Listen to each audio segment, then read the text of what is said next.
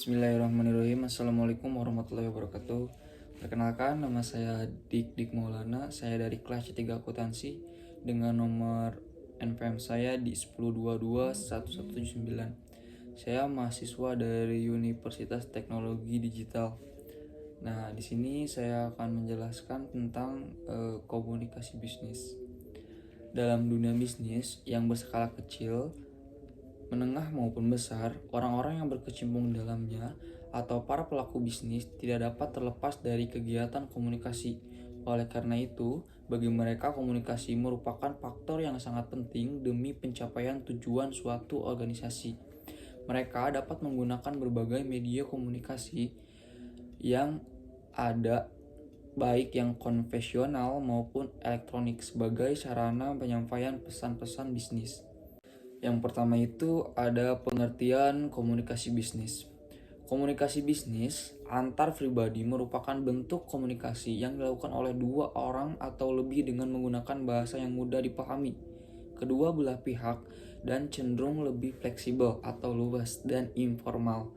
Komunikasi lintas budaya merupakan bentuk komunikasi yang dilakukan antar dua orang atau lebih yang masing-masing memiliki budaya yang berbeda karena perbedaan geografis tempat tinggal.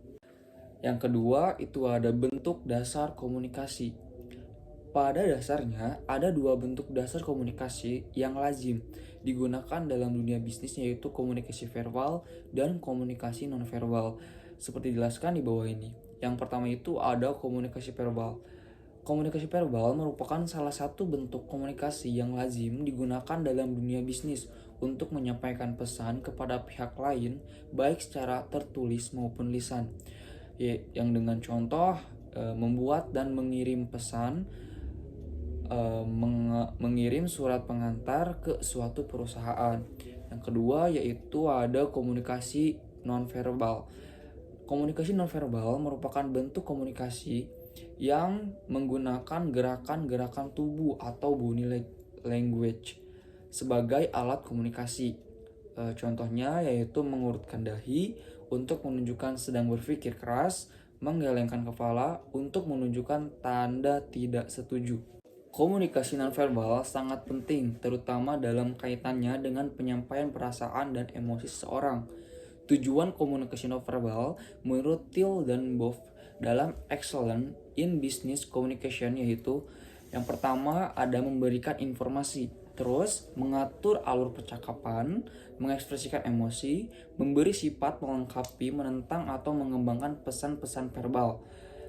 Ada lagi mengendalikan atau mempengaruhi orang lain dan mempermudah tugas-tugas khusus. Yang ketiga ada proses komunikasi. Menurut Boff dan Till dalam buku Business Communication Today, yaitu yang pertama ada pengirim mempunyai suatu ide gagasan. Yang kedua ada pengirim mengubah ide menjadi satu pesan. Yang ketiga ada pengirim menyampaikan pesan. Yang keempat itu ada penerima menerima pesan. Yang kelima ada penerima menafsirkan pesan. Yang terakhir ada penerima memberi tanggapan dan mengirim umpan balik kepada pengirim.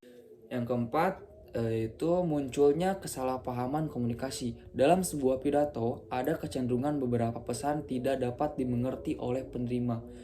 Itu adapun faktor penghambatnya antara lain yang pertama ada masalah dalam mengembangkan pesan, yaitu munculnya keraguan tentang isi pesan, masih asing dengan audiens atau pertentangan ekspresi, kesulitan dalam mengekspresikan ide atau gagasan. Yang kedua, masalah dalam menyampaikan pesan. Yang ketiga, masalah dalam menyampaikan pesan yang paling jelas terkait dengan sarana fisik untuk komunikasi. Yang keempat, masalah dalam menerima pesan. Yang terakhir yaitu masalah dalam menafsirkan pesan, antara lain yaitu perbedaan latar belakang, perbedaan penafsiran, perbedaan reaksi emosional. Yang terakhir yaitu ada bagaimana memperbaiki komunikasi. Dalam melakukan komunikasi, terkadang komunikasi tersebut tidak efektif, tidak mencapai sasaran dengan baik. Ada beberapa hal yang diperlukan, yaitu yang pertama ada persepsi. Seorang komunikator yang cerdas harus dapat memprediksikan apakah pesan-pesan yang disampaikan dapat diterima oleh komunikan sesuai dengan sudut pandang komunikan. Terus yang kedua ada ketepatan. Secara umum, audiens mempunyai suatu kerangka berpikir yang jelas.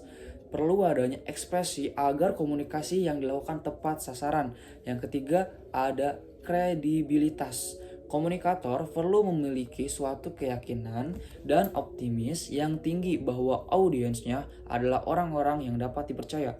Yang keempat itu ada pengendalian.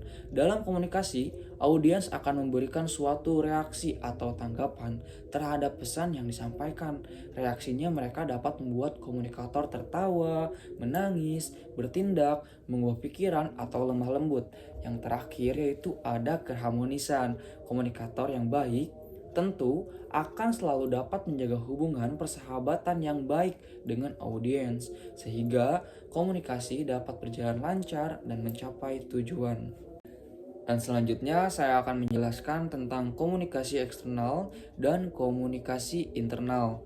Yang pertama itu ada public relation. Public relation adalah sebagai jembatan antara perusahaan atau organisasi dengan publiknya, terutama tercapainya mutual understanding atau saling pengertian antara perusahaan dengan publiknya. Public relation di organisasi terdiri atas internal public relation dan external public relation. Yang kedua yaitu ada komunikasi internal atau internal public relation. Secara sederhana, komunikasi internal terjadi dan dilakukan oleh para pihak internal atau anggota dalam organisasi, baik yang dilakukan secara formal maupun non-formal. Tujuan komunikasi internal adalah untuk menyampaikan informasi, menghindari kesalahpahaman atau komunikasi secara penyampaian, dan untuk menyelesaikan konflik. Media yang dapat digunakan untuk komunikasi internal seperti majalah dinding, internet, koran, surat, dan lain-lain. Dan selanjutnya yaitu ada komunikasi eksternal. Komunikasi eksternal atau external public relation merupakan bagian yang menangani permasalahan komunikasi dengan publik di luar organisasi. Tujuan komunikasi eksternal adalah menjalin hubungan baik dengan publik eksternal sebagai perantara informasi kepada publik eksternal dan menyeleksi komunikasi eksternal. Media yang dapat digunakan dalam komunikasi eksternal dapat berupa bakti sosial, brosur, pameran, poster, konferensi, dan lain-lain. Mungkin segitu saja yang dapat saya sampaikan. Terima kasih yang sudah menonton saya. Mohon maaf apabila ada salah-salah kata. Wabillahi taufiq wal hidayah. Wassalamualaikum warahmatullahi wabarakatuh.